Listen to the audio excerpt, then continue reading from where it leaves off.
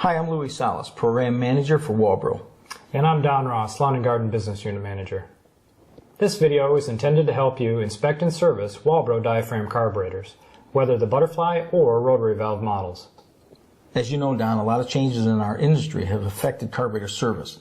The introduction of ethanol into our fuels affects the carburetor operation, and tamper-resistant features limits the amount of adjustment end users can make to the carburetors today. We're going to discuss these topics along with the inspection and service of diaphragm carburetors in this video. A basic understanding of the carburetor function will be very handy for this video, so let's start there. The carburetor does three important tasks. First, fuel is drawn from the gas tank into the carburetor. Second, the fuel is metered to match the engine's RPM and load requirements. And finally, the metered amount of fuel is mixed with air and delivered to the crankcase at the proper time in the engine's operating cycle. To control the flow of fuel and air into the engine, the carburetor uses pressure created within the engine's crankcase, known as an impulse. The movement of the piston creates two types of impulses. A negative impulse, or vacuum, is created during the piston's upward stroke, while a positive impulse is generated by the piston's downward motion.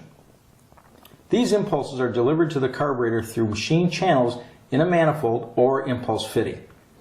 The channels or fittings lead to the fuel pump. The carburetor throat contains the throttle valve and, in some models, the choke valve.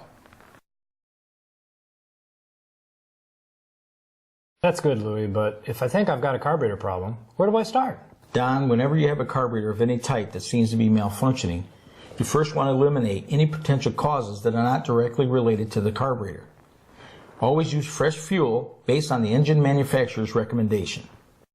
Engine problems resulting from bad spark plugs, a clogged muffler, or low compression can also be misinterpreted as carburetor problems, so be sure to include these areas in your initial engine inspection procedures. Then check the fuel tank vent and the fuel filter for obstructions. Debris in either area could easily cause a fuel delivery problem. If the filter is dirty, clean or replace it with an original Walbro fuel filter. If the tank and vent are clear, disassemble and inspect the air filter. Because carburetors depend on adequate airflow, a clogged filter could result in an overly rich condition. Next, check the fuel and primer lines. Be sure they aren't pinched, plugged, or cut. Your initial inspection should also include a pressure check of the fuel line and the carburetor. Pressure testing the carburetor reveals the operating condition of the inlet needle. Connect your Walbro pressure tester part number 57-11 to the fuel line. Apply air pressure by slowly depressing the plunger. The gauge will indicate an increase in pressure until the inlet needle valve unseats. This level is referred to as the pop-off pressure and may range from 15 to 50 psi due to the variety of carburetor design specifications. Occasionally, the inlet needle valve will not unseat. In this case, you'll need to disassemble the carburetor, which we'll get into in just a bit. After popping off, the gauge will drop to indicate the pressure at which the inlet valve reseats. This is referred to as the reseat pressure. The inlet needle should reseat and hold a minimum of 5 psi. Complete the pressure check by performing the same test at the carburetor's fuel inlet. If pressure tests show proper needle operation, it's time to check the carburetor mounting area and the manifold and gasket connecting the carburetor to the engine's crankcase for wear or damage. Be sure to inspect the impulse passage leading to the fuel pump chamber. Crankcase impulses must be able to reach the carburetor for it to operate properly. To test, put a drop of oil over the passage. Crank the engine a few times and watch the oil. If the oil doesn't move or only moves slightly, the passage is blocked and must be cleared. If the engine you're working on has a reed valve, check the valve. It should be free of debris and properly aligned with the intake port. We should note that everything we've talked about so far applies to all types of diaphragm carburetors. But now, we want to look specifically at servicing the two major types of Walbro diaphragm carburetors that are used in handheld equipment. Walbro manufactures a variety of butterfly valve carburetor models, yet their components are all very similar. let's see how a butterfly valve carburetor functions. The butterfly valve carburetor can be divided into three basic areas of operation: the fuel pump, the fuel metering area, and the throttle and choke valve. The fuel pump is made up of a cover, a gasket, a diaphragm, and the pump side of the carburetor body. The pump is activated by crankcase impulses delivered through a machine channel or an impulse fitting. The metering side also includes the fuel inlet screen, the inlet needle orifice,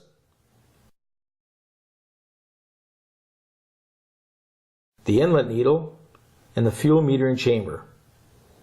The metering chamber is made up of a cover, a metering diaphragm, a gasket, a metering lever, pin, and spring, and nozzle check valve and the idle assembly located within the carburetor body and the idle adjustment screw.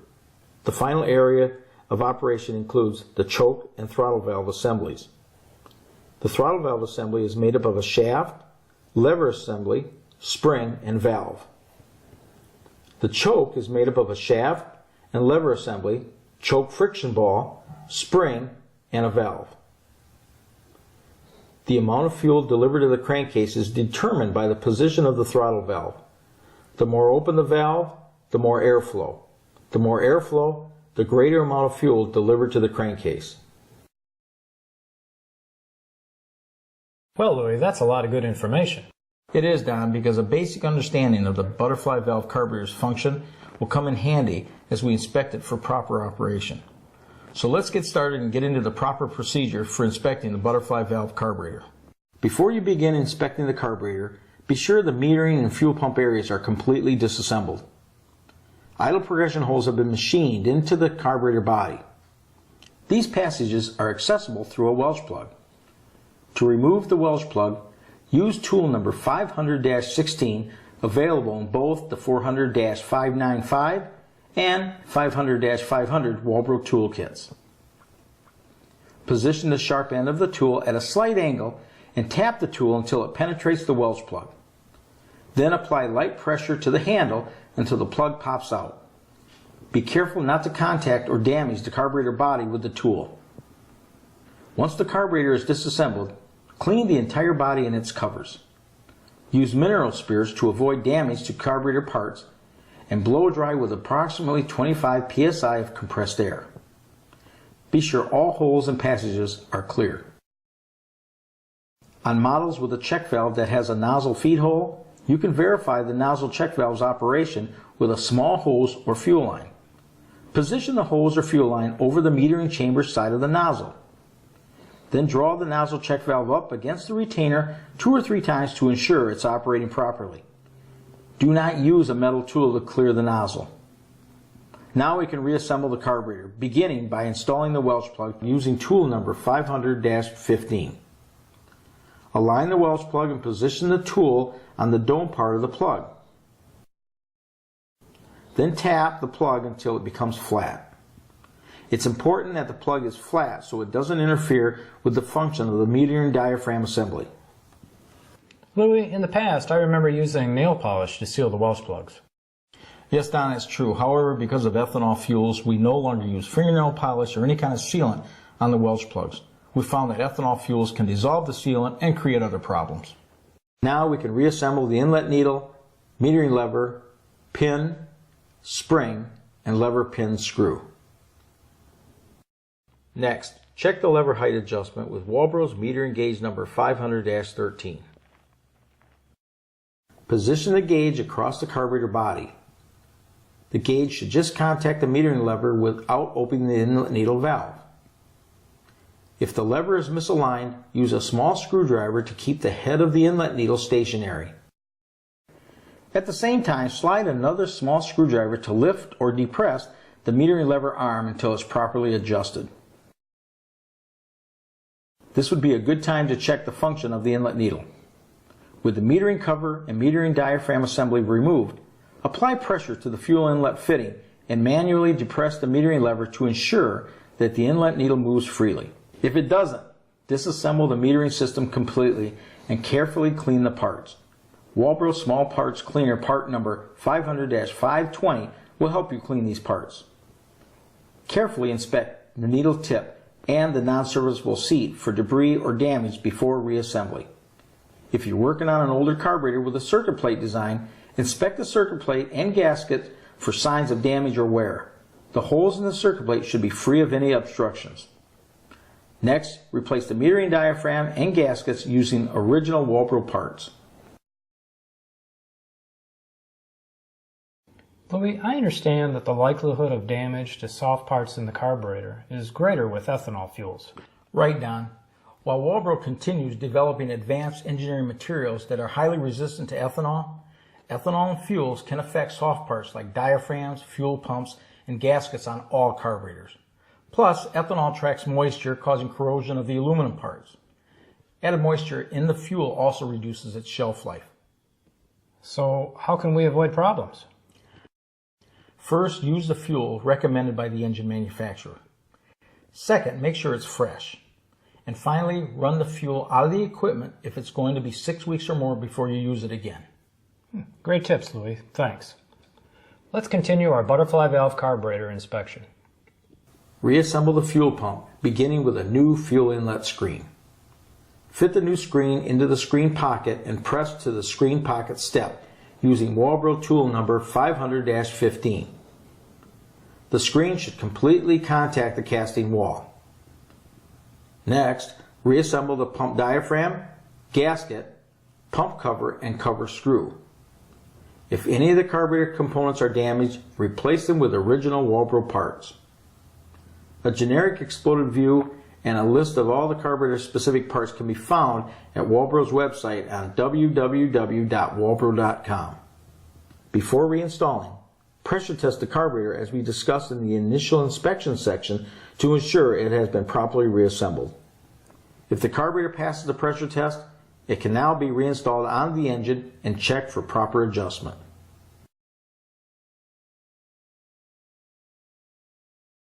Louis, I understand that carburetor adjustment procedures have changed to accommodate newer carburetors with tamper-resistant features. That's right. Due to environmental concerns, since the mid-90s, carburetors have come equipped from the manufacturer with tamper-resistant features of various kinds. These features limit the amount of adjustments available to consumers in order to maintain low emissions. The tools, techniques, and specifications needed to adjust these carburetors are available to authorized dealers directly from the engine manufacturer. However, resale of these tools to consumers carries heavy penalties. On all carburetors, tamper-resistant or not, you can still adjust the idle speed screw. Refer to the manufacturer's recommendations for settings. That covers the operation, troubleshooting, and adjustment of Walbro butterfly valve carburetors. Further servicing information and an ample supply of original replacement parts can be obtained at your Walbro distributor. Walbro manufactures various versions of rotary valve carburetors. Though the carburetors differ somewhat in design, the components can still be grouped into three basic areas of operation: the fuel pump, the metering area, and the throttle shaft assembly. Most of these carburetors also come equipped with their own primer. Let's take a closer look at the components that make up the rotary valve carburetor's three functional areas and their attachments. The first functional area includes the fuel pump, found beneath the primer pump assembly. The fuel pump is made up of a gasket, a diaphragm pump body assembly, and the pump side of the carburetor body. Removing these components also reveals a fuel inlet screen and an inlet needle orifice. The carburetor body also contains a channel which allows crankcase impulses to enter the fuel pump. The metering area is made up of the inlet needle seat, the main nozzle, check valve, a metering diaphragm assembly, the metering lever, pin, spring, and the inlet needle. The inlet needle is held in the closed position by the force of the spring against the lever. Some rotary valve carburetors may contain a serviceable main jet. The final area of operation is the throttle area. The rotary throttle barrel assembly includes the barrel valve, needle, spring, throttle ramp, idle screw bracket, idle adjustment screw, swivel, and throttle lever. Most of Walbro's rotary valve carburetors come equipped with a priming system. These systems are designed to purge the system of air and assist the carburetor during startup. The primer is made up of the purge body assembly, cover, and primer bulb, and an umbrella check valve that controls the flow of fuel and air during the priming operation. Depressing the primer bulb opens the outlet check valve, allowing air and fuel to exit the bulb. As the bulb returns to shape, a vacuum is created, opening the fuel inlet valve, causing fuel to circulate throughout the carburetor's fuel circuit and into the bulb. Under most circumstances, the bulb should only have to be depressed 4 to 5 times to properly prime the system. To inspect rotary valve carburetors, begin by performing an initial general inspection of the areas surrounding the carburetor, including air filter, muffler, spark plug, fuel filter, and fuel hose. If no problem is found, the carburetor must be disassembled. As you disassemble the carburetor, note the order and position of the components. This will help you correctly reassemble the carburetor after it's been inspected. Start the disassembly procedure at the primer pump assembly. Just below the primer assembly is the metering area, which consists of a metering diaphragm assembly, a gasket, and the metering lever, pin, spring, and inlet needle. Leave the inlet needle, lever, pin, and spring assembled within the pump body assembly, unless they require replacement. Removing the fuel pump body is also the first step in disassembling the fuel pump. The fuel pump consists of the body, a diaphragm, a pump gasket, and the fuel pump side of the carburetor. The pump body assembly contains a fuel inlet screen and the inlet needle orifice. The fuel pump side of the carburetor body also contains the main jet and its O-ring. Once the carburetor is completely disassembled, clean its metal components using mineral spirits. Now that you've finished cleaning the components, it's time to reassemble the carburetor. Begin by reassembling the main jet O-ring and main jet into the pump side of the body. Install the fuel inlet screen into the fuel pump cover using tool number 500-15. The screen should be pressed to the screen pocket step and fit flush with the pocket wall. Reassemble the metering area using original Walbro parts.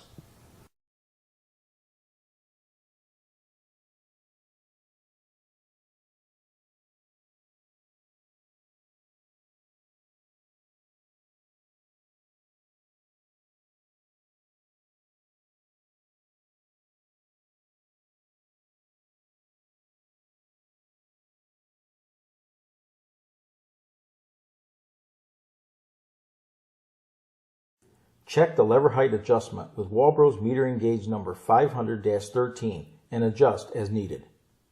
You have the option of replacing the entire fuel pump body assembly as a replacement unit. This simplifies replacement and eliminates the need for the metering lever height adjustment. Now reassemble the fuel pump body assembly to the pump side of the carburetor body using a new gasket and diaphragm. The final area to inspect and reassemble is the primer pump assembly. Reassemble using the gasket, diaphragm, purge body, bulb, and cover. If the primer pump valve doesn't seat properly or the primer bulb doesn't return to shape, replace the entire primer pump assembly. Once you have completely reassembled the carburetor, it must be pressure tested again. The procedure is the same as we used in the initial inspection and also for the butterfly valve carburetors. Using your Walbro pressure tester number 57-11, determine the valve's pop-off and reseat pressure settings. Be sure the inlet needle valve is wet before you pressure test it. The gauge will indicate an increase in pressure until the inlet needle valve unseats. The inlet needle should unseat between 15 to 60 psi, depending upon the carburetor's design specifications. This level is referred to as the pop-off pressure. The gauge will then drop to indicate the pressure where the inlet needle valve reseats. This is also referred to as the reseat pressure. The valve should reseat at a minimum of 5 psi. If the carburetor passes the pressure test, it can be reinstalled on the engine and checked for proper adjustment. As we discussed with butterfly valve carburetors, carburetor adjustment procedures are different now because newer carburetors have tamper-resistant features. That's right. Since the mid-90s, carburetors have come equipped from the manufacturer with tamper-resistant features of various types. These features are designed to limit the amount of adjustment possible by consumers. If you're an authorized dealer, the tools, techniques, and specifications necessary to adjust these carburetors are available from the engine manufacturer. However, these cannot be sold to consumers without the risk of heavy fines. On all carburetors, tamper-resistant or not, you can adjust the idle speed screw. Just refer to the engine manufacturer's recommendations for these settings. Congratulations! This concludes the operation, repair, and adjustment of Walbro rotary valve carburetors. For more information on servicing Walbro diaphragm carburetors, the location of your nearest authorized Walbro distributor, and other information about Walbro and its products, visit our website at www.walbro.com. And don't forget to use authentic Walbro replacement parts for results you can count on. Thanks. Thanks for watching.